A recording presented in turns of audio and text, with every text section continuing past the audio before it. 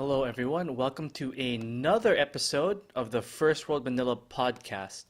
First World Manila is a brand that makes learning and being engaged with long-term economic policies and urban development policies and cultural revitalization with regards to Manila and the Philippines interesting for the broader public.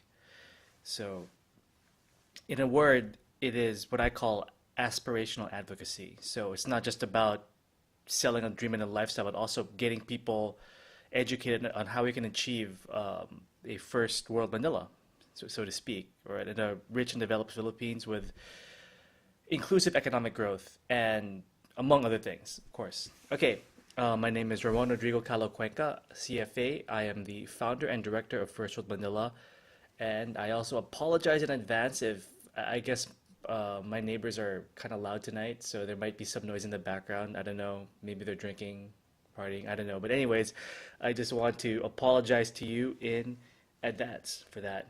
Okay, in case some kind of noise pops up. Okay,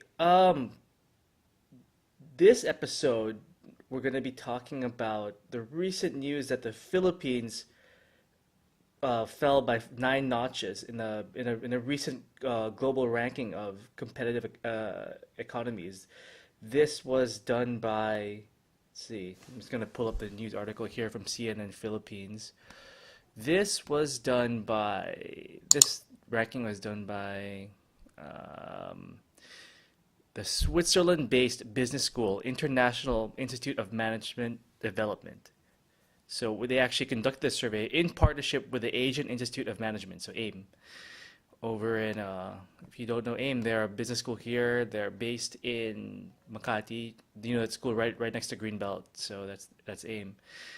And yeah, I'm just reading from this CNN Philippines article.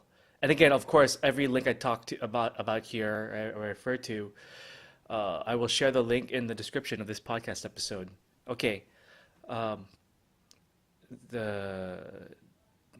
its 2018 World Competitiveness Rankings, IMD, which is again International Institute for Management Development, said the Philippines fell by 9 places to 50th among 63 countries. So that's not good news. There were basically the IMB ranked these countries on 4 main factors. So again, I'm going to read here. The Philippines dropped and ranked in all 4 main factors in assessing competitiveness, economic performance, government efficiency, business efficiency, and infrastructure. Okay. Among these, the biggest drop was in economic performance. So basically the economic performance was weaker, and that's one major reason why the Philippines went down this ranking by 9 notches. But I like to point out what's interesting is the lowest. Okay, so remember that there are 4 sort of stats that this ranking is looking at for ranking different countries. But the lowest ranked stat for the Philippines is, surprise, surprise, infrastructure.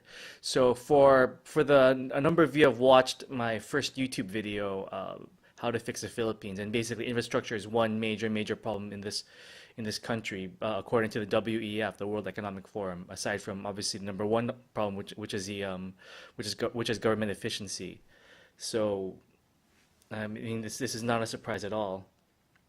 So, what's interesting is that this particular CNN article on this news did quote the IMD briefing paper with regards to Philippine infrastructure. So, and I'm going to read again from CNN Philippines, which is actually quoting IMB. Okay.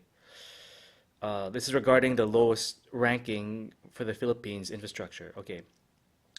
This reflects the need to address poor infrastructure in the Philippines, not just physical infrastructure that the current administration's Build program seeks to address, but also social infrastructure that promotes human capital formation such as education and research and development. It further states, poor infrastructure limits many economic possibilities in the Philippines. As an example, airport congestion, poor condition of roads, and inadequate public transportation prevents full maximization of the potential of tourism. It also hinders businesses from reaching potential markets and consumers from reaching all alternative suppliers of goods and services. So, okay, this is sort of like duh. And I'm sure 99.9% of the people listening to this podcast live in Manila in the Philippines. So, obviously, infrastructure is a big problem, and I've talked about it on and off in this podcast. I'm going scrolling through some notes here. Okay. So basically, and I'm just paraphrasing the CNN article. Like basically, the Malacanang the response was that they were pointing to things like the Build program, among other things, the K to 12 education program, and other things that are happening. The search for a third telecommunications player. Let's hope that happens. And the shift to federalism as ways that the government is working on building a more competitive nation. So. Build's kind of, I think everyone's on agreement with infrastructure.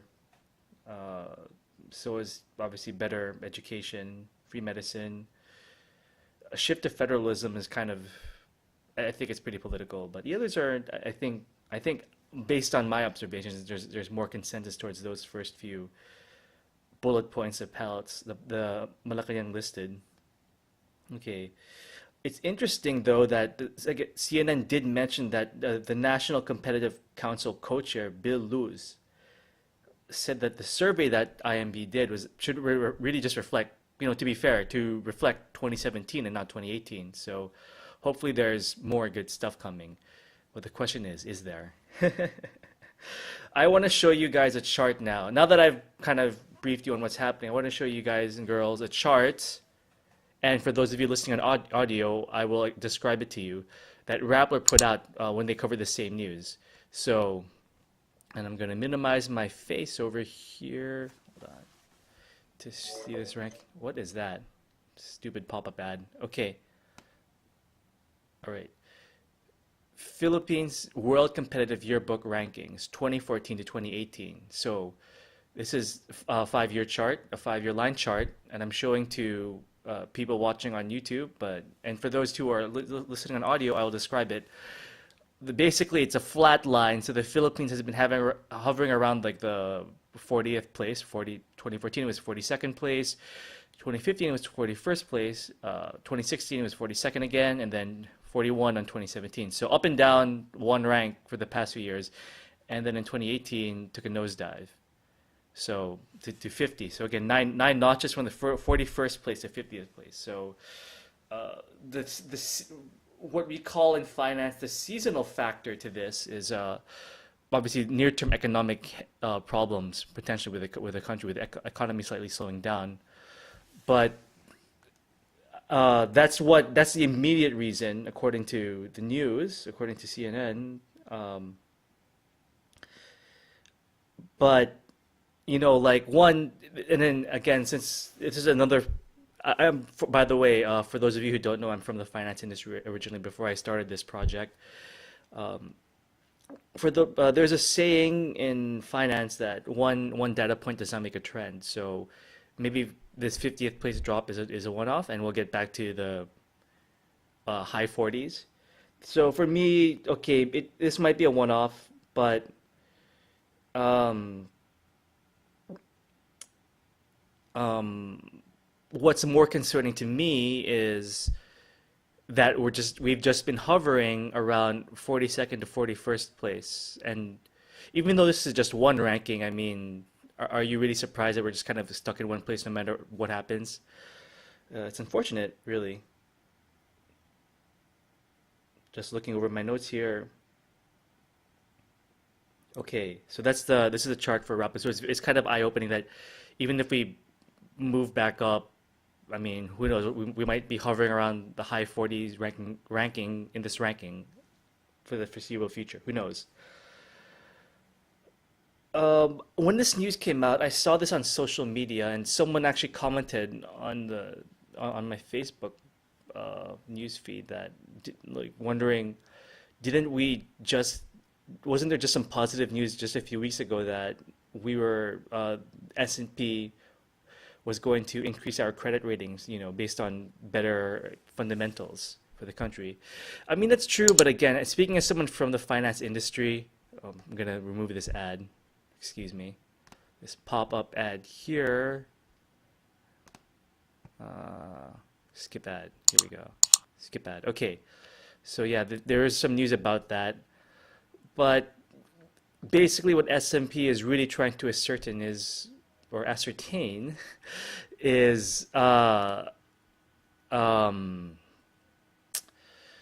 is whether the Philippines can pay back its debt or not. So obviously all these things are interrelated, but the most immediate thing that S&P and like all these like Fitch and Moody's, what their immediate concern is whether or not the Philippines can pay off its debt. So that's, you're looking at at the uh, the country's balance of payments. So how much money the government has to pay off its debt, basically. That's doesn't necessarily really. It's not necessarily talking about quality of life for the Philippines. I mean, theoretically, the Philippines could pay off its debt but have a really crappy quality of life for its citizens. So it's not. I mean, whenever you see like Philippine credit rating upgrade, I know that that's been in the news quite often for the past couple of years. Always think that that's these rating agencies are just forecasting whether the Philippines can pay off its debt, which helps too because that means the Philippines can get cheaper loans. So it is interrelated. So ideally, and I talked about this. I think I talked about this a few weeks ago in my podcast about the subway, that Philippines can use cheap loans, basically paying a low interest rate to finance infrastructure build out. But again, can we do it? Okay.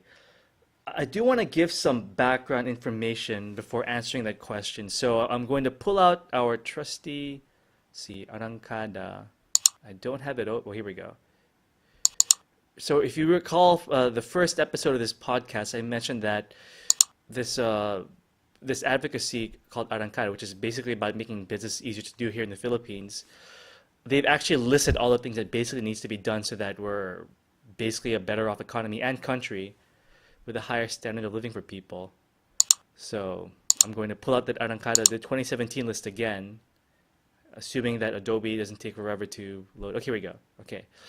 But I won't scroll down to the page, but there is a section here where Arrancada does talk about infrastructure and just some background, basically giving a background into what's been happening.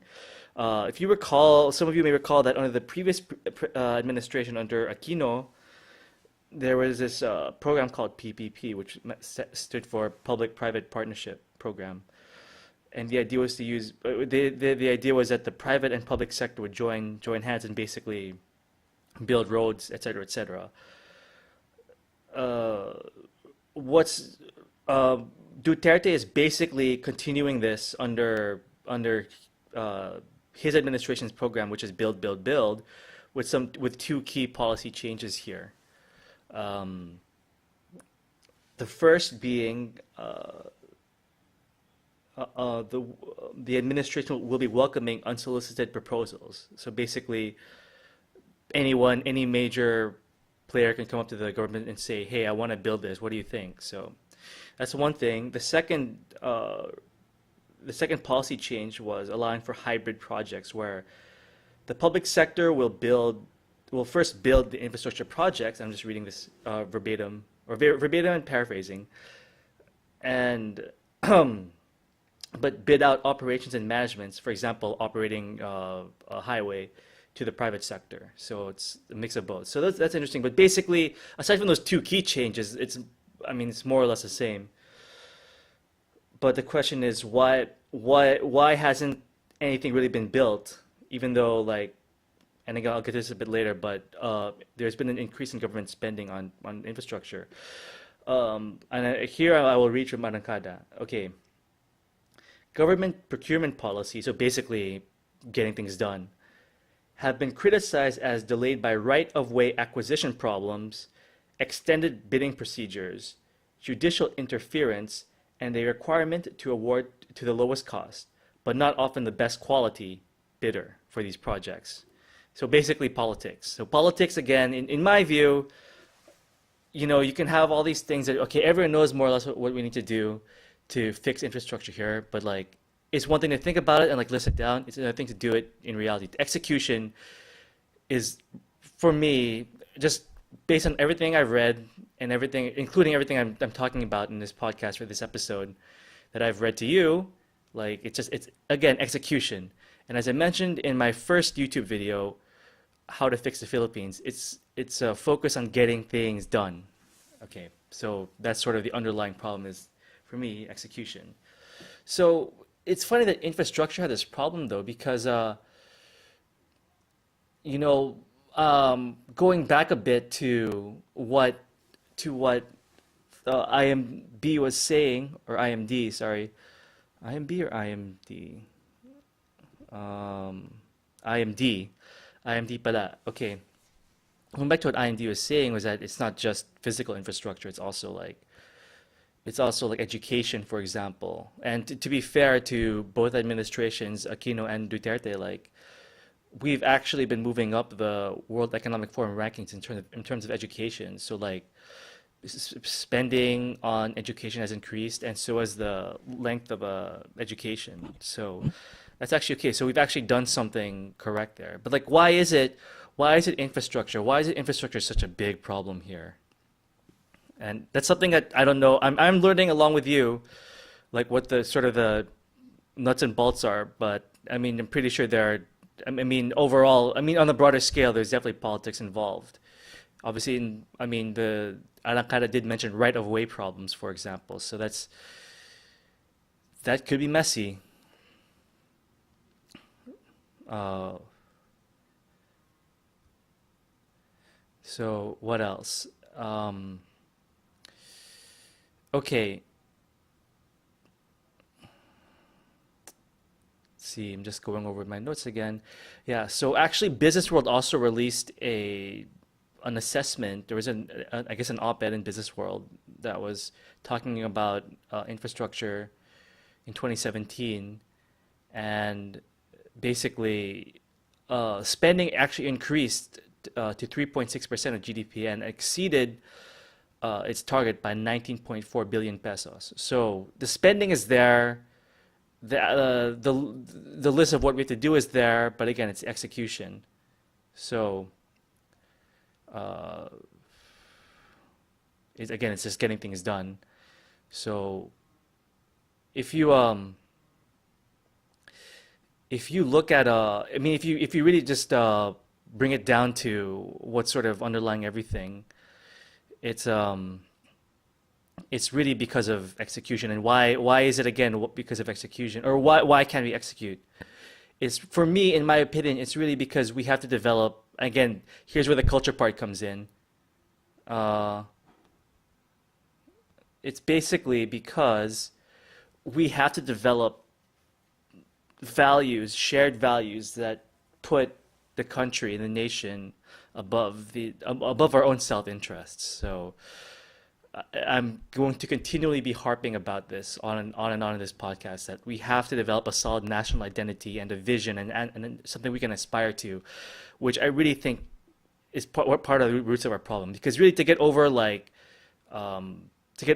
these me or my family or my clan first attitude, we have to identify with something much larger beyond ourselves. So that's really going to the crux of this problem, in my opinion. So for me, culture is a big problem that has to be solved. And again, for First World Manila, that's one of the things I'm trying to do, is really to repackage our culture and our national identity and for ourselves, so that we can all come together and really execute and get these infrastructure problems fixed. Uh, Whatever um, part of society you belong to. Okay, that's it for today. Uh, I just want to leave you with the Spanish-Tagalog vocab. So the Spanish word is nosotros. Nosotros means tayo. Nosotros, tayo, we, nosotros. So then that's the Spanish-Tagalog vocab for today, and that's your little cultural lesson, rediscovering our culture, our national culture. Okay, that's it for today's episode. If you like what you listen to, please do think about subscribing. And I will see you next week. Bye bye.